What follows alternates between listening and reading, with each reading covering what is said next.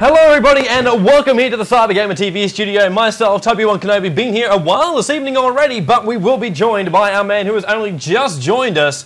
It is actually our amazing man from Germany. It is Slesh. Dude, welcome. We're here for NE versus DTS. Only the first match of one of two, because we have GGNet versus Retry to jump into. But we are here on the WAG TV stream. Hopefully you're all loaded up as well, and we'll have no issues whatsoever with the sync.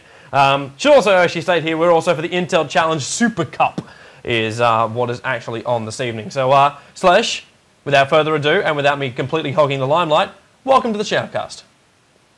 Oh, thank you very much, Toby. Since the games are overlapping quite a bit, guys, we can't basically do every single game, so we were jumping around.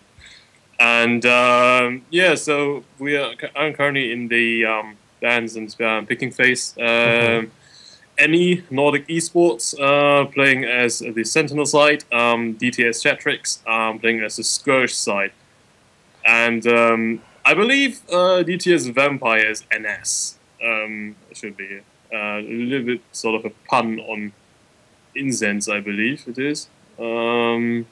His name Nick in Dady is also Vampire, and I've seen him using this nick on two occasions, both times when he was playing Vengeful Spirit. So we have got Weaver as our first band coming up for DTS. Ancient Apparition is our band for NE. Earthshaker being removed, as well as the Visage and Clockwork Goblin and the Vengeful Spirit. First pick actually also coming through. We got Crystal Maiden being picked up by DTS and handing over the first two picks to NE. Nothing really special here, apart from the Weaver ban, I think. So DTS, apparently they don't want to play against that hero. Not many teams have played Weaver. Maybe they're listening to the Dota Commentaries interview. I know their 4th edition of it actually had Synderen himself actually talking about how powerful Weaver actually is.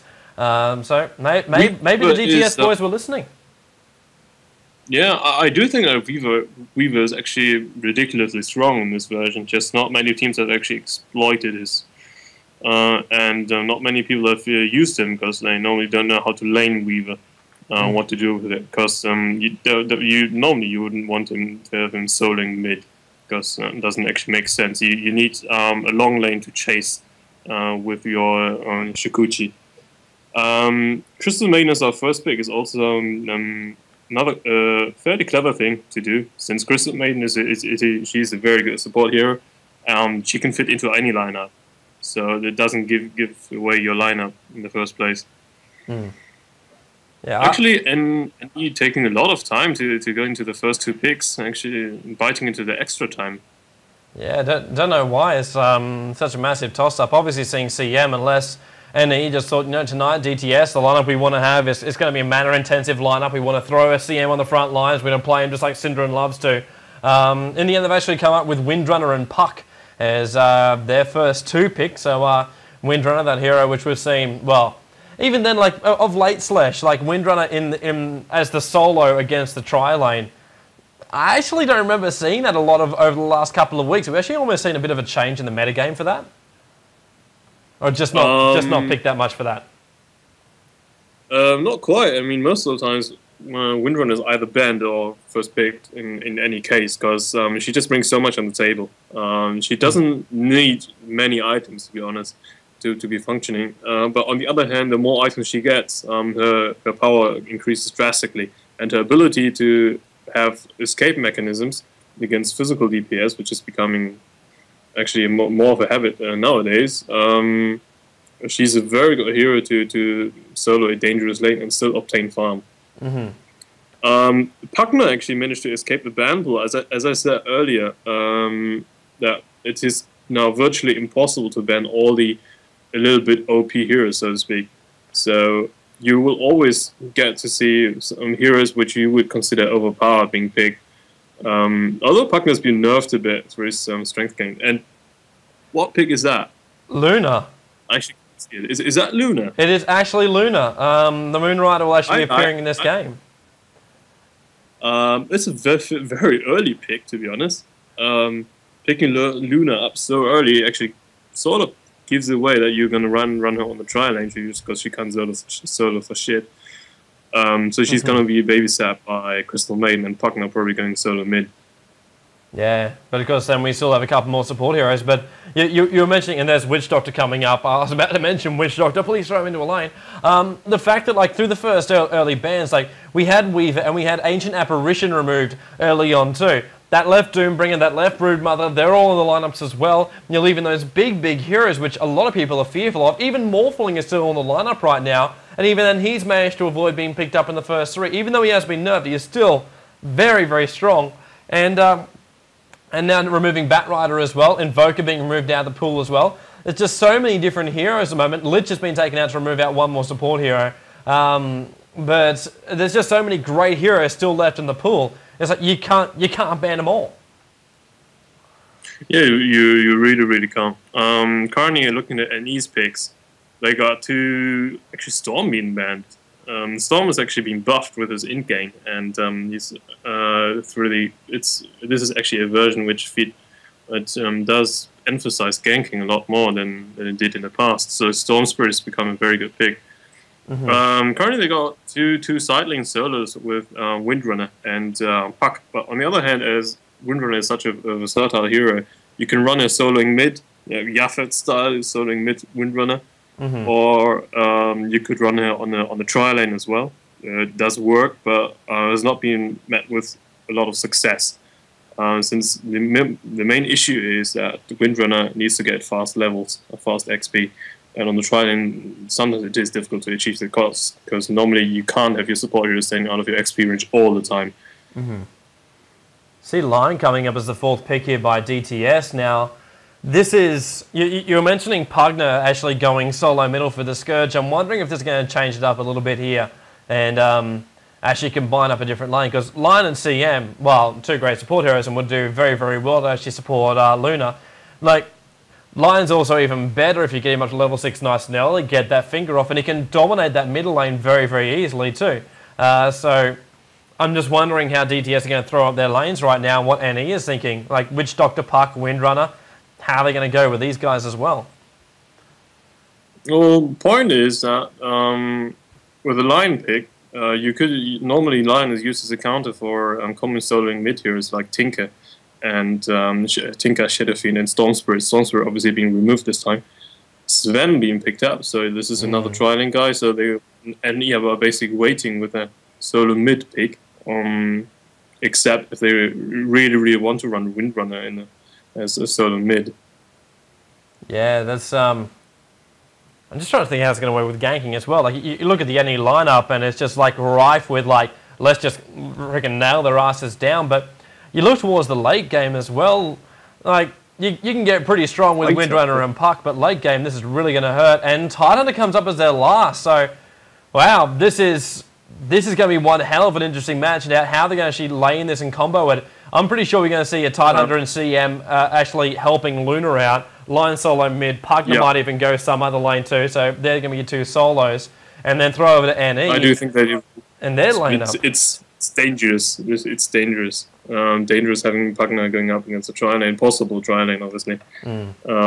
Unless you throw Lion into the tri-lane, because you do know by, well, obviously you do know, you're my freaking Dota expert, but by level 2, he has a stun as well as a hex, so if he does get himself in pretty bad trouble, he's still got those 2 up his sleeve to get himself out, so it's not a bad thing to have up your sleeve, but dominating that middle lane is going to be a little bit more important to him. What I'm more interested in... I'm thinking that NE might pick up a Doombringer. Currently he would own 4 of 5 heroes from DTS. He's a very good solo mid, and definitely one of those who is very good against a Lion soloing mid or against a Pugna.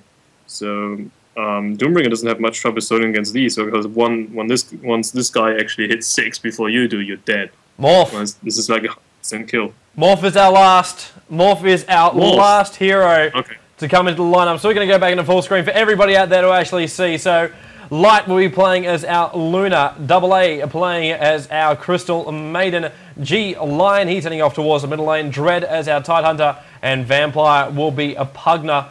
Looks like Luna's going to head down towards the bottom lane, so they might actually try and push this tri-lane down there. But while I'm saying that, CM's running up towards the top, so we'll wait and see how they go with that one. Meanwhile, back on the NE side, we'll have OJ playing as Sven. He'll be heading towards the middle lane. Joining him will be Smisk as Sven. Link will be playing as Windrunner. And down our bottom lane, we have Puck, which is Cook, as well as Morphling. BLSM will be playing as him, or he will be playing as Morphling more than likely. So yes, rolling into lanes. Where are we actually going to head out from here is going to be the biggest question. And looks like we got some time to actually talk about it, Slesh, because we've got ourselves a pause. Yeah, actually we saw that Puck and Morphling are heading towards bot lane, which is sort of odd. You know, you would never lane these two together, while all the other three NE heroes going for the top rune. But Crystal Maiden actually going up. It does look like Crystal Maiden actually going to be soloing. In my opinion, not necessarily the smartest thing to do, but you know, it works. I'm not sure if it works because Ars Art is also not a support hero. Support hero. I'm actually saying sorry. Support player. He's not a regular support player. So not sure how that's going to work out. Not sure. Well, actually, yeah, even then, I'm just looking at it right now. Unless they want that aura up a hell of a lot faster, that'll be the only reason why I think they do it, unless they're just going to rotate the lanes off a little bit later. But yeah, I do think they would rotate, because I don't think that it's sensible to do a Crystal Maiden solo. By the way, guys, for everybody out there wondering why the quality is actually a little bit lower, it actually hasn't changed, guys. It's just not in full HD. That's the internet of Australia for you all out there. So, yes, you have this quality stream, and hopefully you enjoy it. It is 360 by... yeah, something along those lines. But hopefully, light's going ready, G is the go, and we can actually get ourselves moving on this match once again. Yeah, looks like Pugner... Yeah, Pugner... Look at these items, just... Four Ironwood Branches, Healing Slab, and the Tango Charge too. He is literally just going to sit there and just try and tank the entire game and not move back from the front lines. Even Dread. Like, one Clarity Potion. He's dropped off a ward by the looks of it too. Where have we actually got that from Dread? Okay. It's actually up on the high ground going into his neutral. That's a pretty defensive ward, dude. It's a very defensive wall. It's for protecting the mid lane, I suppose. Oh. A lot of ping coming up from NS. Morphling just waving himself up. Used his mana to actually get himself away from that. A little bit of pressure being applied in that bottom lane. He did pick up the regen rune. Was hoping he could wait before the regen rune would actually get hit. And obviously it wasn't the case. And will now walk himself down towards the bottom lane. So we are actually going to see... Well, we are going to see the tri-lane from DTS on the bottom lane. They've finally locked that one in. So it'll be Tidehunter, Luna, as well as Pugner for the bottom lane. Lion will be solo up against Puck in the mid. And top lane will be a Windrunner going up against CM. And at the moment, Windrunner is actually... do you really blame Link right now? He's been sitting back going, you know what? I'm up against a tri-lane. I'll just sit back right now. And he's like missed half of the first wave right now. No, I can't blame him. He doesn't know it, but he should now. And other Link has got Link is known for playing a very good Windrunner indeed, but his... Oh, actually, Dread's in a little bit of trouble on the bottom lane, dude. You gotta be careful. Dread's gonna get waved over the top there. As NE actually claimed the first blood against the roaming Tidehunter on the side. He was trying to do a little bit of damage to the neutrals, and well, didn't end up going up for him. And Dread gives away first blood on the bottom lane from the tri lane, and more importantly, to Morphling. Yeah, not sure why Dread was actually that far off, because his other two teammates, they weren't in the vicinity anyway, so he wasn't... I think there was a little bit of miscommunication there. Puck against Lion soloing mid. This is a lane that Lion should win by 100%. You can't do crap about it, because Puck, he can face dodge the impale from Lion, but he will not dodge a voodoo. So as soon as Lion hits 6, he's going to voodoo first, and then follow it up with an impale, and then finger his ass off. That's not much you can do with Puck. So I do think that Lion should dominate the lane against Puck.